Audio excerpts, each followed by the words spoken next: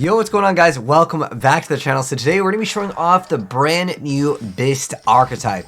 This archetype is actually all about playing on your opponent's turn. Basically, they're almost like hand traps because what they do is, as long as your opponent controls a monster, what you're able to do is target a light or a dark monster in either graveyard, banish it. If you do, you get to special summon this card from your hand. So you can see the disruptions that you can do. Now, it's definitely matchup dependent because if your opponent doesn't have any lights or darks, well, you're more likely not going to get that effect on their turn, right?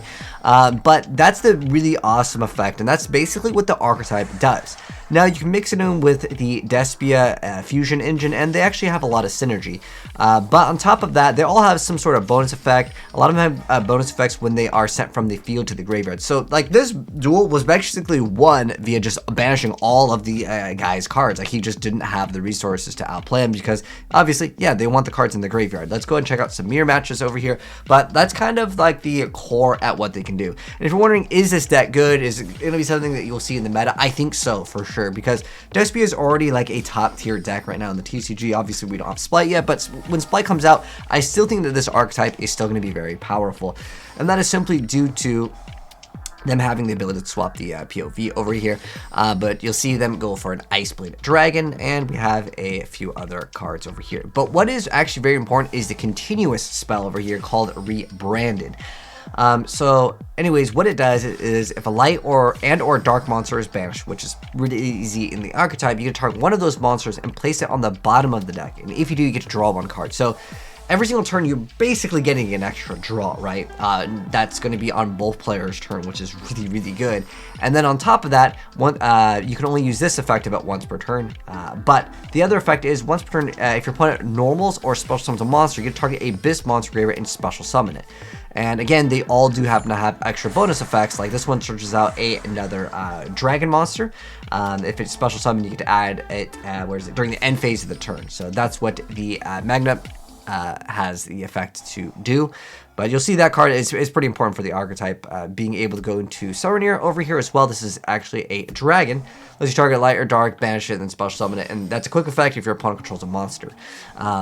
And then if this card is sent from the sent to the graveyard, you get to send another Byssted monster or a branded spell/trap from your deck to the graveyard. And they do have like a supreme boss monster. This is their supreme boss monster. It's called the Byssted Alba Loss. So what it does is it has a really easy summoning condition. So it has to be special summon. It can't be normal summon.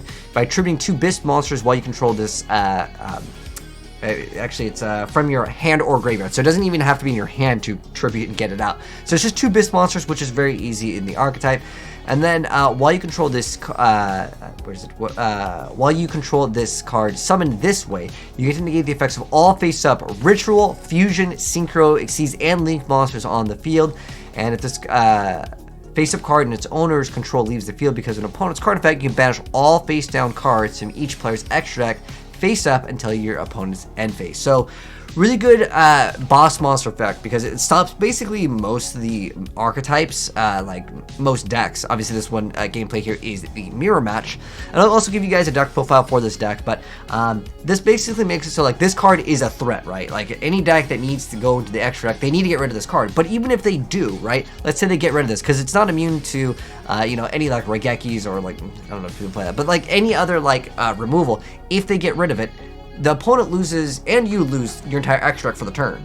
But it doesn't really matter because when it goes back to your turn, you get to put them back eventually because it's face up until your opponent's end phase. So basically what it allows you to do is stall for that one turn because your opponent just got rid of the boss monster, and then they can't follow up with a play. So this is a great boss monster. It's kind of balanced. And the reason why I say it's kind of balanced is you can get rid of it, but if you do, remember it's going to be a double-edged sword because you may not be able to make something to actually deal with it in the following turn. But this deck can definitely have a lot of recovery. In terms of like how fast is the deck, can it negate every single like play that your opponent does? Not really. It does have a lot of disruptions in the form where you could summon it and then they're going to be able to take out a light or a dark. So it's very important to know what the matchups are. Now, what's interesting is it actually has a terrible Kashrila matchup, which I'll show you guys in a moment, because they do need to banish cards in order for their effects. And the Kashrila Xyz monster, yeah, you can actually just auto win because of it in some circumstances, because you'll be literally losing all of your zones, so you might not be able to even summon. So we're gonna go ahead and see them take game with the Stigmatic Dragon or branded dragon over here. Going against Dark World. Surprisingly, a Dark World, because of that monster, for whatever reason, decided to be a fusion. It actually has an interesting matchup because of the Quartus. This card, it's a pretty good card. You guys have probably seen it before. The Despia. Oh, hold on, let me go to this card over here, because this changes everything that is, what is it? Okay, so it doesn't affect 8 or higher fusion monsters, but anything under that, it basically makes it so it has 0 attack until the end of this turn. So obviously, yeah, this card is very relevant in Despia. But nonetheless, the player is going first, playing Dark World. Obviously, yeah, the goal would be to banish Grapha. That would be what you'd want to get rid of. You can see Dugars is made over here. Great, excellent card to make into the brand new Dark Worlds, because, well, this card happens to be a level 10 fusion. But like I was saying before, it's just weird that Dark World makes this consistently. And on top of that, they're going to Titanic Galaxy. It's a pretty common play to see this in Titanic Galaxy in like any variant of the new Dark Worlds. So this one is basically a disruption. It lets you have the effect to change an effect into your opponent discards a card, which you don't really want to let them have. We're going to see the branded opening chained in addition to him using the fusion monster effect to change the effect. He goes into Bow of the Goddess. Now the thing is right here he could just attack right over Appaloosa, so keep in mind this might not be the best card to make against this archetype, because there's so many monsters that can just special summon. So that's one thing that I feel like the deck can throw out real easy. But you can see the Quartus is made, but this card just happens to be a level 10, but he also has the quick play Dark World Ascension. So we're going to get rid of that monster over there. And we also have Silva. It's going to be bouncing it back for the Rainbow Supreme Overworld of the Dark World. That's one of the newer cards as well. It's just basically another Grapha like variant. Then we have Lancelot. He's going to be able to attack directly, and then on top of that, when it inflicts damage to your opponent, you get a target face-up monster and destroy it. So he's going to be popping out that card. It's not like you couldn't have gotten rid of it already, but yeah, if Dark World does happen to have, like, they need that one Grapha play and you banish it, yeah, it could be good too. But yeah, like I was saying before, the Kushrila matchup can be a little bit rough, and you guys will see during the gameplay over here.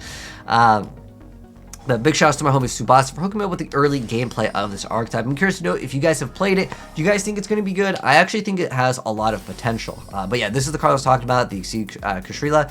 The Shangri-La actually has a really good effect. So anytime something is banished, was it face up? Or is it face down? It's each time your opponent banishes face down, each time any card, an opponent's card is banished face down. Okay, so its opponent's card is banished face down. You gotta choose any zone. It could be a monster, spell, or trap, and you get to lock it out. Because this archetype has the effect where, yeah, you need to banish. Well, once we get to one, it's fine. I'll get into it eventually. You're gonna be banishing a lot of your own cards. Well, let's see. Let's go to. Oh, it's disappeared. It's fine. It'll come out here in a second. But you can see even for Patchwork is being teched in a lot. I mean, a lot of different fusion builds will play it. Despia's been playing it for a while anyways, but we have Masquerade, so anytime they're doing anything, minus 600. But yeah, this card, it just has 3,000 defense. It can be really annoying to deal with. You can see there's already 3 monster zones completely locked out. This card does have to remain on board to actually use it. That's actually important. A lot of people don't know about that. You will see someone make a mistake here. This card has to still exist on the board in order for it to actually have that effect. I think the guy maybe just played it for the first time. He didn't notice that, and he actually like uses that as material, which you should never do, especially when you have as much lockdown as he actually has in this play over here. But like I said before, the Byssted, where is it? This is the Byssted Lubellion. So this one can't be a normal summer set. It's got to be special summoned by triggering a 6 or higher Dark Dragon monster, and then you can only special summon once per turn this way, and then you can only use the following effects of it once per turn. So what's pretty good to send this card from your hand to the graveyard to add one. So this is like the searcher of the deck, but pretty much most of them will have the effect of like banish to summon. We see the Albert being summoned. He's going to go ahead and activate prepare. So this lets you special summon one of your Kushrila monsters banished or in your hand. So you can see how many cards are actually getting banished face down over here. You can see all of these zones are locked. There's only 2 monster zones locked over here, or available to be used. So once these go away, like, you literally cannot summon, you cannot play any spells and traps. But most of the time, as long as you have at least 1 spell and trap zone, you're fine, unless it's like a continuous. So this is the mistake he made. He pops this over here. Nothing else gets over this. I think maybe he didn't know and he was going to go into something else, and he actually left the game because he done goofed over there. But that's just something important to actually make a little note of, just in case you guys play against Kurshilas. This one over here will be showing off the boss monster once again. It depends on the matchup, because some archetypes, they may not need to go into the extra deck. They can have something that just like pops one, right? And at that point, some decks may not even need the extra deck. Inzectors can actually OTK quite easy, even without the extra deck. I know Inzector is not the most meta of things, but like there are, basically what I'm trying to say is archetypes that don't care about the extra deck. Dinosaurs, off the top of my head, is another archetype that like doesn't really need the extra deck to deal with the boss monster. But again, once you get rid of the boss monster for certain archetypes, you lose out on your extra deck for the rest of the turn. So you'll have to make your play, then get rid of it, if that makes any sense. But the archetype doesn't disrupt necessarily every deck. It is definitely a good deck against, again, I know I mentioned it several times, but the matchups are so important, because if they don't have a Light or Dark, you're not going to be able to special summon your cards like turn like 0, or when it's your opponent going first, if that makes any sense, because that's big for the archetype, because you're going to be needing to search during the end phase, you know, and then you can start your plays. Like, this deck is actually a pretty solid deck if you guys like to play Yu-Gi-Oh going second. That could be great as well. But Rebrand is just such an excellent card. Not only do you get to get a extra like monster, but you get to draw an extra card that's like every single turn, and it really starts to eat up at your opponent. It is mostly, I would say, designed as a grind game deck, although you could still definitely OTK in the deck. If your opponent starts off their plays to summon a bunch of monsters, you just summon all yours, search out a bunch of cards. Really good stuff as well. So he's going to have that effect of adding the dragon during the end phase. And then we see access code talker being made because he went into Unicorn and Phoenix earlier, so he's going to be able to clear board and get some damage in over here. He's left him with that Magnet, and we're going to see them go for the play of banishing and summoning. I mean, as long as they have control monster, and we see the Abelos coming out, and this is going to stop all the extra deck monsters pretty much, and it stops rituals. Like, it's weird that it's like also rituals, but like, hey, it makes the archetype a lot better. Even though this effect is negated, it's totally fine, because once this monster comes out, I mean, I want to say Unchained, it definitely needs the extra deck, and it definitely wants those effects. So he's going to go ahead and go, and he's going to have to unfortunately surrender over there, because, you know, the boss monster, pretty good card. But I'm going to go over both of the deck profiles for you guys. The first one that you guys are seeing is by my homie Tsubasa. He's the one that's sending the replays. Cool stuff indeed. I don't feel like there's really anything to mention that is super important that wasn't seen in the gameplay. But here's the other build, because there was mirror match you can play. This was a 60 card build, a variant of the deck.